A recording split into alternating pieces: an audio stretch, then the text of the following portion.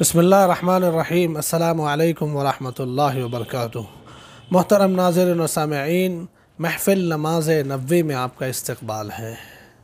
ناظرین کرام، حضور نبی کریم صلی اللہ علیہ وآلہ وسلم کا فرمان ہے، صلو کما رأیتمونی اصلی، ایسی نماز پڑھو جیسے نماز پڑھتے ہوئے تم نے مجھے دیکھا ہے۔ آپ نبی کریم صلی اللہ علیہ وآلہ وسلم کی جو نماز تھی، وہ نماز صحابہ کرام نے ریکارڈ کر کے اپنی آنکھوں سے، اپنے عمل کے ذریعے سے امت تک پہنچایا کہ حضور کی نماز ایسی ہوتی تھی۔ چنانچہ بہت ساری حدیثوں میں اس کی ڈیٹیل موجود ہے کہ بڑے بڑے صحابہ نے علاقوں میں جا کر وہاں کے لوگوں کو جمع کر کے ان لوگوں سے یہ فرمایا کہ آؤ میں تمہیں حضور کی نماز پڑھ کے دکھاتا ہوں۔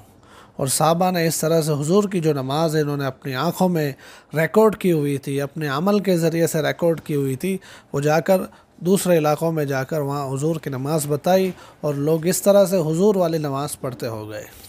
تو ناظرین کرام، اسی مقصد کے لیے محفل نماز نبوی کے ذریعے سے حضور نبی کریم صلی اللہ علیہ وآلہ وسلم والی نماز سیکھنے کی ایک ادنا سی کوشش کی جا رہی ہے۔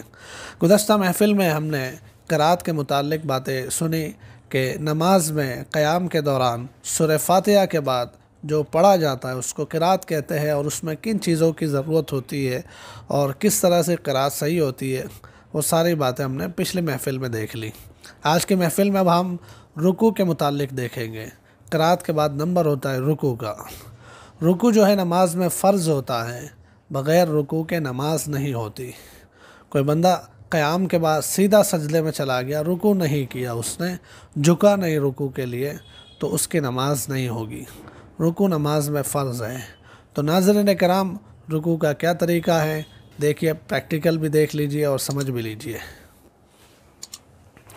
رکوع کے لیے ناظرین کرام، سب سے پہلی بات تو یہ ہے کہ رکوع کے لیے اتنا جھکنا ضروری ہوتا ہے کہ جس میں بندے کے ہاتھ جو ہے اس کے گھٹنوں تک پہنچ جائے۔ وہ اگر ہاتھ لمبے کرے تو اس کے گھٹنوں تک پہنچ جائے، اتنا جھکنا ضروری ہے۔ دیکھیے، یہ جو ہے بندہ ابھی قیام میں کھڑا ہے، اب قیام میں سے جھک رہا ہے، تو یہ جو میرے دونوں ہاتھ ہے یہ گھٹنے تک پہنچ جائے، یہ گھٹنے تک پہنچ گئے، اتنا تو جھکنا ضروری ہے۔ کوئی بندہ اتنا بھی نہیں جھکا رکوع میں تو پھر اس کا رکوع نہیں ہوگا۔ کچھ لوگ ہوتے ہیں کہ قیام سے بس ذرا سا یوں ہوئے، ہاتھ بھی ان کے گھٹنوں تک نہیں پہنچے، ذرا سا ہاتھ یوں اڑا دیے اور رکوع میں سجدے میں چلے گئے، تو یہ رکوع کا صحیح طریقہ نہیں ہے۔ رکوع کی صحیح ترتیب یہ ہے کہ اتنا جھکنا ضروری ہے کہ جس میں ہاتھ جو ہے اس کے گھٹنوں تک پہنچنے چاہیے۔ یہ تو ضروری مقدار ہے، ورنہ سنت طریقہ رکوع کا یہ ہے کہ بندہ اپنے آپ کو رکوع میں اتنا جھکائے کہ اس کی کمر بالکل سیدھی ہو جائے، جیسے 90 ڈگریز میں ہوتا ہے۔ یہ جیسے میرا ہاتھ ہے، اب ہاتھ کے اشارے سے دیکھ سکتے ہیں، یہ پہلے بندہ کھڑا ہے جیسے نماز میں قیام میں کھڑا ہوتا ہے، اب اوپر کا آدھا جسم رکوع میں اس نے جھکایا کمر سمیت، تو اتنا جھکنا چاہیے کہ کمر بالکل سیدھی ہو گئی۔ یہ دیکھیے، یہ پورا سیدھا ہو گیا، سر جھک گیا، کمر جھک گئی پوری، اس کو رکوع کہتے ہیں۔ اب اس میں کیا طریقہ ہے دیکھتے چلیے ساتھ میں۔ رکوع کے لیے اللہ اکبر کہتے ہوئے رکوع میں جانا یہ سنت ہے، کہتے ہوئے جانا، یہ نہیں کہ آپ کھڑے ہیں اور اللہ اکبر کہہ دیا اور اس کے بعد جھک رہے۔ یا کبھی ایسا ہوتا ہے کہ رکوع میں بندہ چلا جاتا ہے، اس کے بعد اللہ اکبر کہتا ہے، تو یہ صحیح طریقہ نہیں ہے۔ صحیح طریقہ یہ ہے کہ جانا اور اللہ اکبر کہنا دونوں ساتھ ساتھ ہونا چاہیے۔ اس طریقے سے دیکھیے کہ یہ جیسے قیام میں ہے بندہ اور اللہ اکبر، دونوں چیزیں ساتھ میں ہونی چاہیے۔ دوسری چیز جو ہے ناظرین کرام، رکوع میں یہ ضروری ہے کہ رکوع میں ہم اتنا جھک جائے کہ ہمارا سر، کمر اور سرین، یہ تینوں چیزیں بالکل صحیح ہو جائے، بالکل سٹریٹ ہو جائے۔ تیسری چیز رکوع میں یہ ہوتا ہے کہ ہمارے یہ جو دونوں ہاتھ ہیں، ان دونوں ہاتھوں کے ذریعے سے یہ دو گھٹنوں ہیں، ان گھٹنوں کو پکڑ لینا ہے، صرف ہاتھ رکھنا نہیں ہے، پکڑ لینا ہے۔ چوتھی بات یہ ہوتی ہے کہ رکوع میں یہ جو ہماری انگلیاں ہیں، یہ چوڑی رہے گی، کشادہ رہے گی، اس طریقے سے کشادہ۔ پانچویں بات یہ ہے کہ رکوع میں ہماری نظریں جو ہے ہمارے پیروں کے اوپر رہے گی۔ اور چھٹی بات یہ ہے کہ رکوع کے اندر کم سے کم 3 مرتبہ تو سبحان ربی العظیم پڑھنا سنت ہے، کم سے کم 3 مرتبہ، ورنہ 3، 5، 7، 9، 11 عدد میں ایک ہی سنکھیا میں اور زیادہ بھی پڑھنا چاہیے، ورنہ 3 مرتبہ کم سے کم پڑھنا یہ تو سنت ہے۔ رکوع میں جو ہے ہماری یہ جو پنڈلیاں ہے، پنڈلیاں جو ہے یہ سیدھی رہنی چاہیے، پنڈلیاں ٹیڑھی نہیں ہونی چاہیے۔ دیکھیے میں آپ کو پریکٹیکل طریقہ کر کے بتاتا ہوں کہ رکوع میں جھکنا اتنا ہو، یہ پورا جھکا گیا، پوری کمر سیدھی ہو گئی، کمر، سر اور شرین یہ سیدھا بالکل ہو گیا۔ دوسری بات جو ہے کہ ہاتھوں کے ذریعے سے گھٹنوں کو پکڑ لینا ہے، یہ دونوں گھٹنوں پکڑے جا چکے ہیں، آپ دیکھ سکتے ہیں دونوں گھٹنوں میں نے پکڑ لیے ہیں۔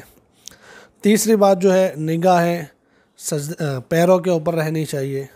اور چوتھی بات کہ یہ پنڈلی سیدھی ہونی چاہیے۔ دیکھیے یہ میری پنڈلی ہے، یہ پنڈلی ہے، اگر میں اس طرح سے پیر رکھتا ہوں تو یہ اس طرح سے ٹیڑھی ہو رہی ہے، یہ اس طرح سے ہو رہی ہے۔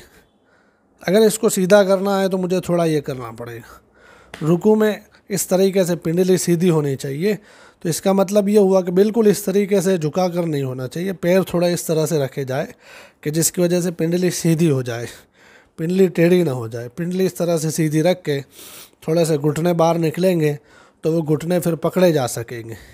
تو اس لیے ناظرین کرام رکوع میں خیال رکھنے والی باتیں اتنی ہو گئی کہ صحیح طور پر جھکنا ہے، اپنے ہاتھوں کے ذریعے سے اپنی انگلیوں کو چوڑا رکھتے ہوئے گھٹنوں کو پکڑ لینا ہے اور اپنی پنڈلیوں کو سیدھا رکھنا ہے، اور کم سے کم 3 مرتبہ سبحان ربی العظیم پڑھنا، اور اپنی نگاہیں جو ہے پیروں پر رکھنا ہے۔ اب دیکھ لیجئے یہ فائنل طریقہ ہو گیا، یہ ہو گیا رکوع۔ اب اس میں کم سے کم 3 مرتبہ سبحان ربی العظیم، سبحان ربی العظیم، سبحان ربی العظیم پڑھنا ہے۔ اس طریقے کا رکوع ہونا چاہیے۔ یہ ہاتھ آپ کے سیدھے ہونا اس طرح سے ضروری نہیں ہے، رکوع میں ایسا کسی جگہ پر نہیں ہے کہ یہ ہاتھ سیدھے ہونے چاہیے، البتہ پنڈلیاں سیدھی ہونی چاہیے، یہ ضروری ہے۔ تو ہاتھ اگر آپ کی باڈی کے حساب سے، آپ کی لمبائی کے حساب سے سیدھے ہو جائے تو بھی ٹھیک ہے، نہیں ہو رہا ہے تھوڑا ٹیڑھے ہو رہا ہے تب بھی ٹھیک ہے، لیکن پنڈلیاں صحیح ہونی چاہیے، نگاہیں رکوع میں جو اپنے پیروں پر ہونی چاہیے، اور پورا جھکنا چاہیے، ادھورا جھکنا اور اتنا جھکنا کہ آپ کے ہاتھ جو ہے گھٹنوں تک بھی نہیں پہنچتے، تو پھر تو رکوع صحیح نہیں ہوگا۔ تو یہ تھا رکوع کا صحیح طریقہ جو ہم نے آج کی اس محفل میں دیکھا۔ اب رکوع کے بعد کھڑا ہونا جس کو ہم کہتے ہیں، سمیع اللہ لمن حمیدہ کہہ کر جو کھڑے ہوتے ہیں، اس کو کہتے ہیں قومہ۔ قومے کی کیا ترتیب ہے، اس کی کیا تفصیل ہے، کیا ڈیٹیل ہے، وہ انشاءاللہ اگلی محفل میں دیکھیں گے۔ تب تک کے لیے اجازت ہو۔ السلام علیکم ورحمۃ اللہ وبرکاتہ۔